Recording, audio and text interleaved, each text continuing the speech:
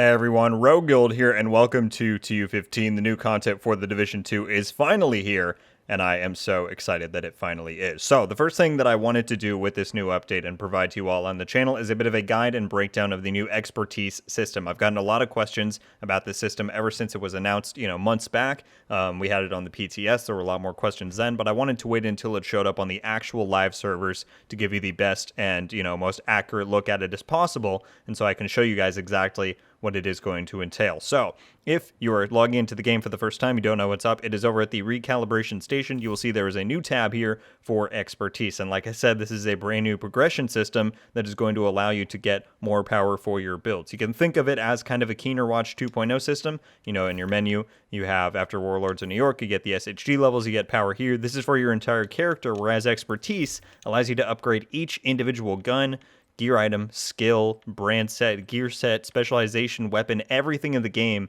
and get more power with those individual items. So that's what I want to break down now and give you guys a bit of an idea as to what you're doing when you go into this system. So the breakdown is as follows. You're going to have to upgrade each individual item in the game to proficiency level 10. You can see on the very right side, my proficiency rank with, for example, the 1886 rifle here is about halfway to level 1. At that point, I still need to get it all the way up to level 10, as you can see in the center with that progression bar there. This is the same thing for anything in the game or anything that applies to the expertise system. So the same for specialization weapons. You have to get those to proficiency level 10. For any named item or exotic or gear set, anything like that, you have to get them all to level 10. It's pretty self-explanatory, at least for that part. Every skill can go to level 10, all of that different stuff. What that does, and what gaining each different proficiency level 1 through 10 nets you, is greater expertise level to your entire character. You can see on the left side, I have my bar, or my circle there, that's filling up to my first expertise level. I'm currently level 0. Now, I am not currently 100% sure on what the total maximum expertise level is going to be, at least for this current update, but it's at least around 20 or somewhere above there. The way that you're going to max out your expertise level is by becoming proficient, you can see right below the circle, with all items that are applicable to this system. You can see right now I am only proficient with one thing. That means I got it to proficiency level 10, and at that point, once you max out your proficiency on all 344 items, you would be maxed out on your expertise level. Now, this system will continue to evolve as time goes on, as we go into Season 10, a few months down the road, and the new gear from that enters the pool. There will be new items to become proficient with, and you can then further increase your expertise level. Now, you might be wondering, well, how do I gain expertise and proficiency rank with all of these different items in the game? There are 3 different ways to do so. The first is just by using them. So, for example, this is the build that I've been running so far this morning. It's my usual True Patriot build with the Chameleon and some of this different stuff. And so you'll see, if I go into here, that some of that stuff I've been using has been, passively gaining proficiency the more I've used it. So if I go to the brand set of Fenris, because I'm using that Fenris chest piece, you will see that I've already gained 1 expertise level with it. And this applies to any Fenris piece. As long as you're using 1 piece from the brand set, you'll get the same amount of expertise for any item in the game that is Fenris, that is under the Fenris brand set. So you can see I'm almost level 2 on that. So that's the first way to gain proficiency, is by passively using it on your build, and you will get rank with it that way. The next way is to donate material. So actually, if we go right back to that Fenris piece, I can show you that you can spend your materials that you have to get further proficiency if you don't want to use an item. So this is going to be a good method if you want to, because obviously you're going to have to rank up everything if you want the maximum benefit out of this system. Let's say I don't want to use R and K, right? What I can do, you can see at the bottom, donation materials. I can go, it pulls up all the different materials that you can apply to this system. Let's just choose, I don't know, electronics. Why not? I can donate resource. It does it at, you can see 150 at a time. And if you watch the right bar when I click this, it goes up in increments as I hit it. So that is the second way that you can gain proficiency for, again, any item in the system, is to donate. This bug shows up. To donate materials to anything here, and you can gain proficiency that way if you don't want to run it on your build or in the game and get it from that more traditional method. The final way to gain to gain proficiency on all of these different items is to donate duplicates. So this won't apply to skills, because obviously skills are not things that will drop in the game, but for everything else, weapons, exotics, named items, brand set pieces, gear set pieces. If you gain extras of those in the game and you don't want to use them, and usually you're used to either deconstructing or selling them, you can also donate them now to expertise, and that will just bump up the levels on anything you donate, right? So a really good way to do this is the new countdown mode. You can go in, select your targeted loot. Let's say I don't want to physically run aces and eights. I can go into countdown,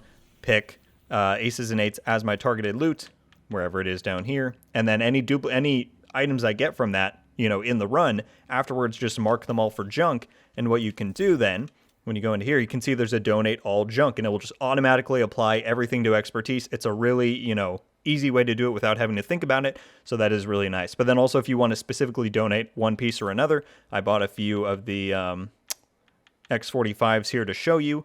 You can go in, so like I just showed you, you can donate all junk, and that's an easy way to do it. Or you can also go to each individual item. If I go right here, and you'll see I have a bunch of dupes, and at the bottom it says donate selected. Do that, yes. And so watch the proficiency rank bar on the right there. I'm about halfway to level 2. Do that one. Now I'm at level 2, and it goes up as such. This is actually a really fast way to do it, at least according to the levels I'm getting right here. I went from level 1 to level 5 with the X45 Tactical just like that, and that is the third and final way to gain proficiency, again, on any item within this system. So the last component to this that you're probably wondering is, why should I care? Why do I want to gain proficiency on these items? What does expertise do for me? Well, expertise is going to allow you to gain different power bonuses depending on what the item is you want to apply them to. So any weapon that you want to upgrade through the expertise system, each level will get you 1% weapon damage. Each gear item is going to give you 1% extra. It's not total armor, but it's base armor. If you go and look at each armor piece, you can see right below the name up there, it's got 80k base armor. That's going to increase by 1% for every expertise level. And then for every skill, so again, specialization weapons and regular weapons get weapon damage. Any gear item is going to get that base armor value, 1%, and any skill is going to get an applicable 1% bonus. So whether it's damage, status effects, healing, whatever's applicable to each individual skill variant. Now, there are two conditions that have to be met in order to upgrade anything within this system. One, you have to be completely proficient with it. What does that mean? It means you have to have level 10 in proficiency. Like I was showing you, we just got to level 5 on that X45. I would have to get all the way to level 10 if I wanted to start upgrading that specific item. I have become proficient with one item already. I dumped a bunch of materials into the repair trap because I knew I was never going to complete that. And you can see that once you max out on something, it says proficient there, and it gives you that little symbol next to it. And so you can see in the very bottom right, these are the materials that I'm going to have to spend if I want to get that next, upgrade, that level up, and you can see it gives me 1% repair. So it very plainly tells you what you're going to get, what you have to submit to do it. The catch is you can only upgrade an item equal to the number of expertise levels that you have. So currently, because I just started playing this a few hours ago, I'm not yet expertise level 1, meaning I cannot yet upgrade this item.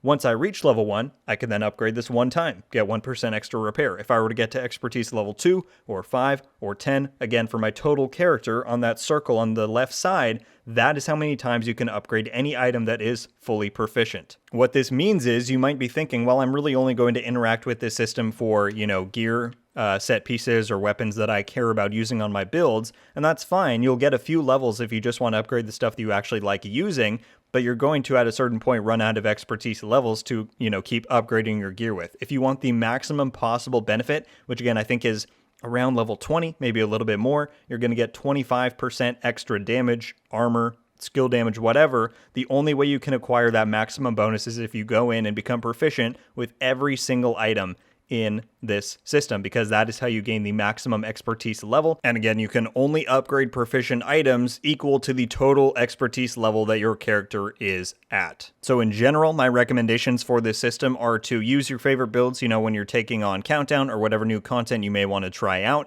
That way you're going to gain passive proficiency levels with them as you play. Then, when you go into stuff like Countdown, you can choose your own targeted loot. Make sure that you're just not deconstructing that stuff automatically. You're marking it as junk so you can come back and donate all junk. That's what I've done with Heartbreaker so far. I haven't even ran the set yet. I've just been donating duplicates that I've gotten from Countdown, and I'm already at proficiency rank 5, almost rank 6. And so again, once I get to 10, I'm done with that set. I can move on to the next, change my targeted loot, and you can definitely manage the stuff over time. You just have to be smart about how you do it. And then once again, if you ever have something like skills that you just don't want to use on your build, you can donate materials to those to skip the process of having to physically use it. And when it's all said and done down the line, everybody, you're going to end up with some pretty noticeable boosts in power to a lot of your favorite items and builds. You're going to be able to get, like I said, up to 20% or more damage on your weapons, up to 20% more 20% or more base armor on, each of your different gear items, and then,